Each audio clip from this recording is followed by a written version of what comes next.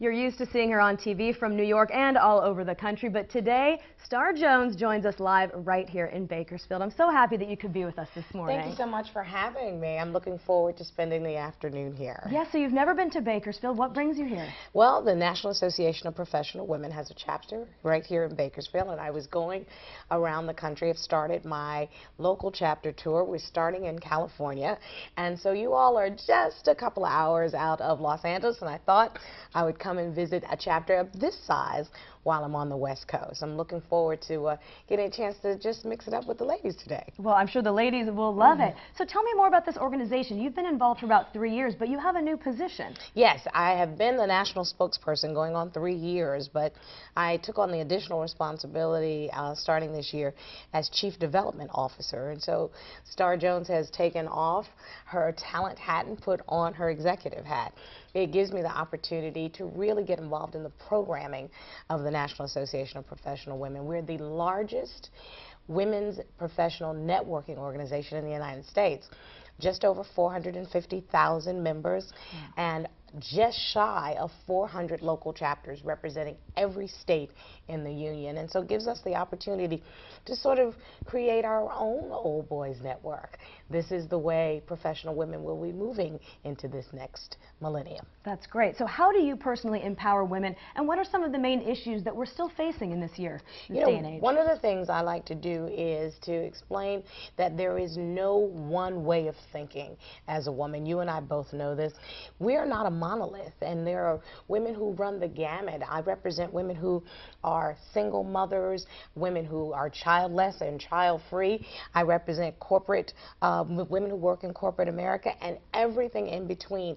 And the best part about being a feminist is that you get choices. And I want to encourage women to step into their own choices and not be afraid to grab for the success ring, but not the old way, not thinking that success is power and money. Power and money are components, but balance is also a good component. I want us to be healthy. I want us to make ourselves the priority. I want us to step into really the role that women should be ready to take on right now in every aspect of society. You know, the biggest issue I think facing women, to your question, is probably equal pay for equal work. I was in Washington for the Equal Pay 50th Anniversary Act with President Obama, and I took some members of National Association of Professional Women with me.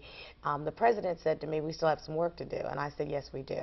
And so I'm very happy to be involved, at least at that level, working on women's issues. Well, you have become so successful, and I'm sure you found the balance because you're so busy. A lot of people probably know that you were a prosecutor, yes, and then, of course, you made the switch to television. How did that happen? You know, I was really sitting in my office in Brooklyn, New York, when the opportunity came knocking. It actually came knocking for my office mate.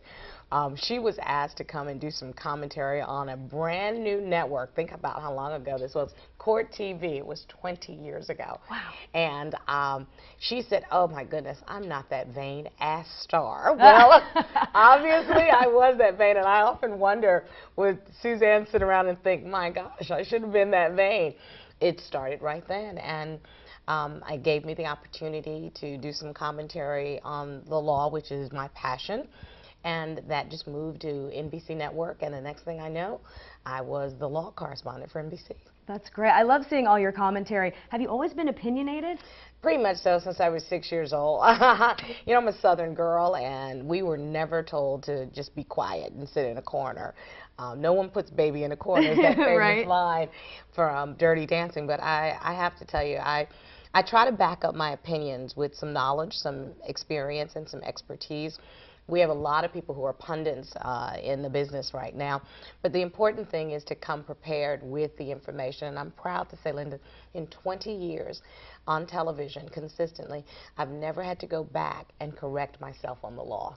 And that is what gives me sort of the user-friendly credibility that I think people have allowed me to work in this business for 20 years. Something to be proud of. Let me ask you quickly, how is your health? Your tremendous weight loss was, you know, very well publicized in your open heart surgery. You look fantastic. Okay, I'm going to tell you, I didn't even really embrace it until today in the car coming here.